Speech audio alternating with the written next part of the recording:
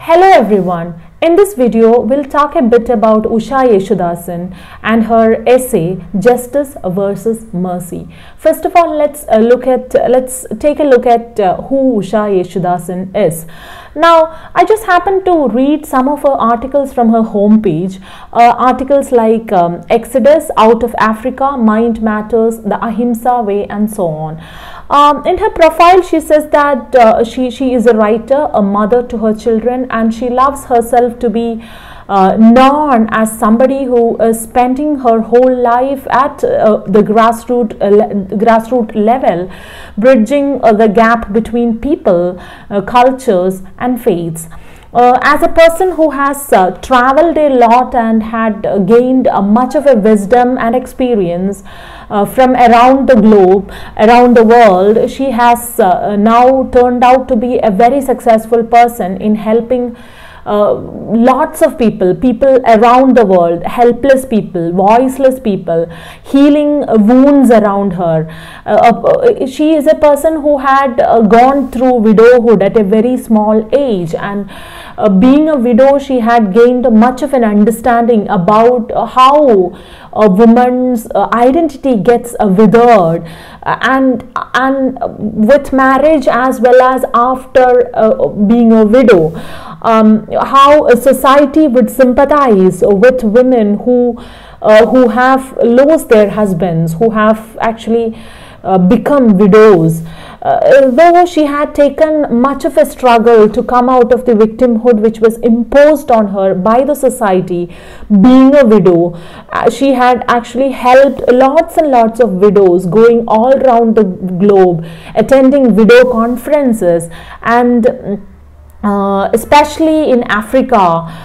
She had gone there and had been with lots and lots of widows there, and she had helped all of these people to reach out and break the ceiling, break the barriers which the society has built around a widow, the concept, the stereotypical image that the society has on widows. And she had helped them to create self-confidence in them, to build an identity of their own, a space of their own. She had helped them to find a space of their own, to claim a space of their own. At the end of the essay Exodus, she says, I quote, "I have often wondered what my life would have been if my husband had not died." Quite a very, very shocking sentence. But then the sentence is very relevant, because she says, if at all my husband had not died, would I have been happy growing vegetables, watering plants all my life? Now, this is what a woman does every day. A woman who is so very dependent on her husband does every day. Would my creative streak ever have found expression? Would seeds of resentment have grown like creepers over the years and finally choked me?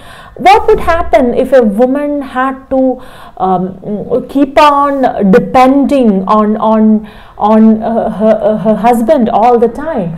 Now, though of course it was a great loss for her, losing her husband Kumar to cancer, which was really a very traumatic event for her, and it traumatized her very much. She could, though all these things, all these personal events about the death of her husband traumatized her, she could, after a long struggle, it was after a long struggle that she could break everything, break the confinement of the society imposed on widows. Being a widow was really a hard thing for any woman to bear, and she had at last successfully come out wearing colors. Now, Jesudasan had been to Africa, which she talks about in her essay Out of Africa, where she is talking about AIDS in Kenya, how the families there lose their husbands, fathers, mothers, how children of a very young age are afflicted by AIDS, this disease, and how it gets transmitted because there is the practice of widow inheritance. Now, she talks about the time she had spent with orphaned children there, with widows there, and she also talks about the widow conference that she was part of, where widows did come and share their experience and sang and danced and enjoyed. But all the very moment, at the very moment, they were also so very tired and sick as well. Now, Usha Jesudasan, to say she is a journalist, a freelance writer, a social worker, a motivational speaker who actually travels across the world, inspiring women and children affected with violence on a daily basis. She also, in a very simple way, talks about the philosophy of life. She talks about what it means to live. She talks about ahimsa, about values and ethics in life in very simple and elegant words. She had always tried to instill positivity, positive attitude in people around her. Now, to talk about her works, she has quite a few works to her credit, like I Will Lie Down in Peace, one work, Being an Instrument of Peace, The Fitness Instinct, a revolutionary new approach to the healthy, A Child's Path, When Winter Comes, and He Embraced Him. Questions that challenge us and that may be one, Brokenness, etc. are some of the works written by her, and she has also co-authored many books like Two Journeys, The Challenges of Breast Cancer, Healing as Empowerment, Discovering Grace in Community, and Practical English for Nurses. She is also the co-author of Living in Harmony, which is a series of peace and value education books for schools. She also had represented India at the Peace Education Conference at Belfast in 2002. Now, talking about the themes that she usually deals with, love, kindness, humanity, healing, etc., are some themes that she usually writes about. In brief, we can say that she actually belongs to those few people who had always tried to be very sincere. They are very sincere, and they do have a real urge to change the world, to restore peace and love into the people around them, to bring the other people to the forefront, to let everyone be their own, to let everyone have a space of their own, to let everybody be happy in their own way, to instill in each and everyone peace, humanity, humane feelings, so that each and every person would be able to understand each other, each and every person would be confident enough, each and everyone would be positive enough. Now let's talk about the essay at hand. The essay is titled Justice versus Mercy. This essay talks about the concepts of justice and mercy and how these concepts work in the society at large. She tries to analyze whether justice as such whether justice do take into consideration the humane side of it. Does justice have power built in it? Is justice the same for all, or does justice differ from one group of people to another group of people? In order to substantiate her viewpoint, she actually takes up the French writer Victor Hugo's Les Miserables, and she is trying to think through the concept of justice and mercy by analyzing this particular work of Victor Hugo. First of all, she provides us with a small summary, a sort of a summary of the novel by Victor Hugo, by focusing her attention on the protagonist, Jean Valjean, who, as the story goes, we find that he steals a loaf of bread to feed his sister and her 7 starving children, as a result of which he gets imprisoned. Now, once he gets imprisoned, the question is this: was it justice to imprison him? Or should he be imprisoned, or should we hold the society responsible for what he has done? Why did he steal the bread? Who is responsible for his action?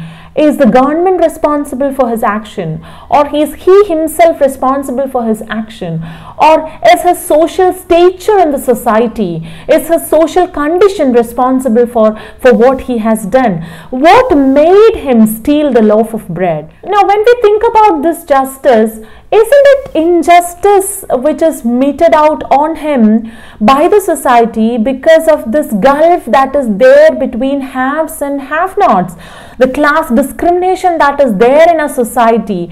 Isn't this class discrimination, or isn't the social condition be held responsible for the crime that Valjean has committed? Now, from the very beginning itself, Usha Jesudasan is trying to analyze the concept of justice through the protagonist Valjean. Who decides what is just and what is not? What is lawfully just? That is, a person who steals a loaf of bread is imprisoned. That may be justice according to the law, according to the rules and regulations. That may be justice, but is that the real justice? When you're taking into consideration the humane side of it, should we not think about the circumstances that had actually made this person Valjean to steal the bread as such? Now, in this particular story, what happens is Valjean was imprisoned for 19 years. Another crime that he had committed was that he was imprisoned because he stole a loaf of bread. And what happens is that he was trying to escape the prison. He was trying to escape from the prison, as a result of which he was caught there again and again and again, and then he got imprisoned for almost 19 long years. For what crime? For stealing a loaf of bread. 19 years, long 19 years a person is being imprisoned. What makes him steal the loaf of bread is not taken into consideration. What made him try to escape the prison is not taken into consideration. Now, Valjean is very angry at the whole system. The whole system itself is a system of injustice, a social injustice, and he feels like questioning, or he is angry at the whole system which had compelled him to steal bread so as to feed hungry bellies, right? It was not for him that he had actually stole. It was not to become a great man or become a rich man that he stole things. He just stole a loaf of bread to fill the belly of his sister's children. Now, the punishment. Now, what about the punishment? The punishment that he had to suffer because of this crime is or may not be justice always. Now, at last what happens is, somehow he manages to escape from the prison and he reaches a bishop. And this bishop provides him with food and accommodation that he needs. Now, this bishop, Usha Jesudasan says that is a symbol of mercy, a symbol of those few people who are actually the green spots in the whole world, right? The only spots where we see some sort of a humanitarian concern, who actually really sympathizes and feels for the humanity at large. Now, what happens from there is, because he was punished for this crime, because Valjean had, according to him, the punishment was a sort of injustice that was meted out on him, because it was the society who was to blame for him stealing a loaf of bread. And because of this punishment, he got very angry, and then what he does is, again Valjean steals a silver candlestick from the bishop and he tries to run away. But then what happens is, he ultimately couldn't run away. He was caught and he was brought back to the bishop. And now the twist comes. To everybody's surprise, what happens is, the bishop says that he had actually gifted the candlestick to him. Now, what was this? What was this? This was mercy that the bishop bestowed or showed to the man, to the stranger, actually, bestowing mercy upon a stranger. The bishop was a symbol of mercy, and he was actually sympathizing with the pathetic condition of this fellow human being. Instead of punishing him, he actually forgave. He was thinking of forgiving him. Now what happens is, punishment for Valjean had made him steal again. But when the bishop had actually showed some sort of a mercy towards him, this very act of mercy was life-changing for Valjean.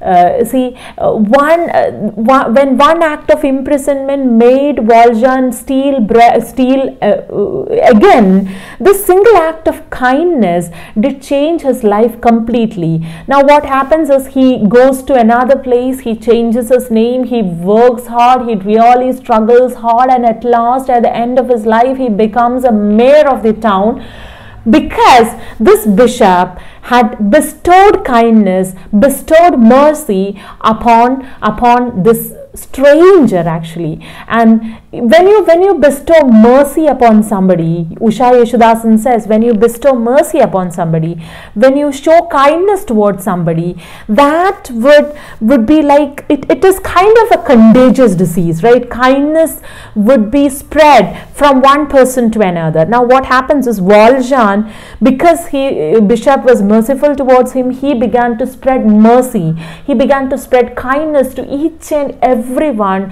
who came his way. Now we need to have a villain in the story, right? Now who is this villain? Javed. Javed is actually a policeman who had arrested him when he had actually stole the candlestick from the bishop, and he was quite taken by surprise when the bishop said that, no, I had actually gifted this to Valjean.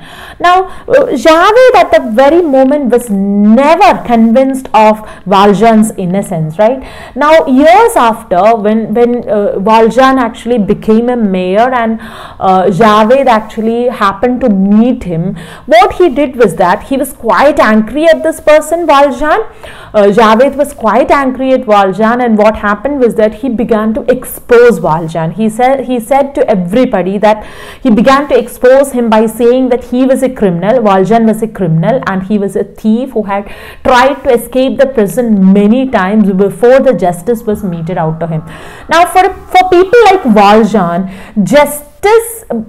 people like Valjean would be very rational. We do find people like Valjean along our way, right? Wherever we go, we see people like him. They would be very rational. They would not have sympathy towards anybody. They would think only by law. They wanted to take law in their hands. They are completely devoid of this humanitarian concern. So for people like Javed, what happens is, mercy is a word that they cannot see in their vocabulary. You would never find mercy in their vocabulary. They never sympathized with people. They wanted everything written. They obeyed all the written codes and conducts. They acted according to that. Now all of a sudden what happened was that Valjean, from that very moment onwards, he was hunted by the whole society. He was hunted by Javed, and he began to live a life of insecurity and fear. He couldn't stay safe. He was quite afraid, and all of a sudden one day what happened was that Valjean got an opportunity to kill Javed. Now killing Javed means he could kill all of his sufferings, right? He could lead a life of a safe life, secure life.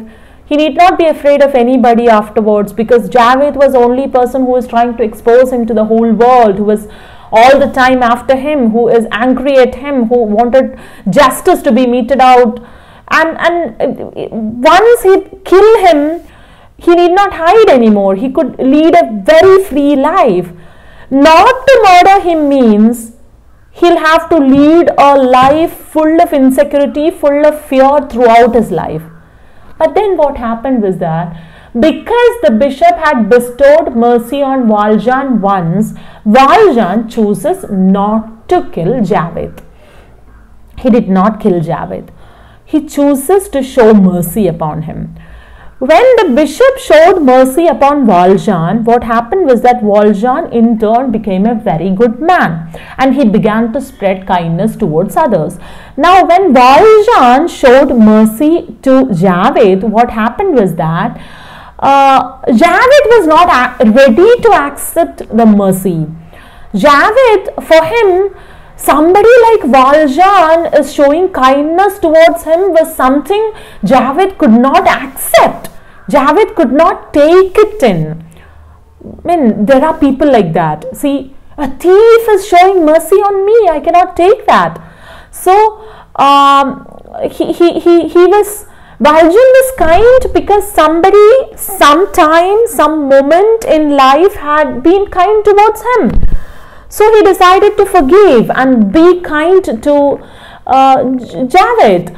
But Javed was not ready to accept this kindness, and instead what happened was that for Javed, Valjean's kindness was he did not want to surrender to that. Surrendering to a thief was quite not something which he couldn't accept. So what he did was that he killed himself. Now, Usha Jesudasan, this is the story that she provides us with. This is the summary of the story that she provides us with about Valjean, about Javed, about the bishop, about justice and about mercy. And after the story, she is trying to give us some very basic values of our lives, but something which we need to think about, justice as well as mercy. The first thing that she tries to ask is, what is justice? What happens when somebody who has money, who has wealth, who has fame, power, popularity, what happens when such kind of a person commits a crime? What happens when people like Valjean commits a crime? Would justice be meted out in the same way? Right? So, who decides what kind of justice is meted out to whom? I mean, who is the person, who is the authority who decides what justice is? And what kind of, is justice dependent on somebody's social stature, power, wealth, fame, poverty, right, etc. Now, the second thing Usha Jesudasan asks is, what is mercy? See, when Valjean was kind towards Javed and was ready to spare his life, Javed was not ready to accept it. See, is it because Javed was not ready to accept kindness from a thief? See, we do find people around us like Javed who cannot accept anything beyond the written rules, right? Beyond the coded rules. Now, this person, Javed, is a symbol of that kind of people who is rule bound or who are rule bound and would never give good for evil, could never think of returning kindness for suffering and compassion instead of justice. Usha Jesudasan, through this particular essay, stresses the need for becoming merciful, the need for becoming kind towards each other, kind towards each and every fellow being. And she says that sometimes sympathizing, sometimes being merciful is the justice that you can do towards humanity as a whole, to bring about a change in them. Forgiveness is the only remedy that you can have for a better world.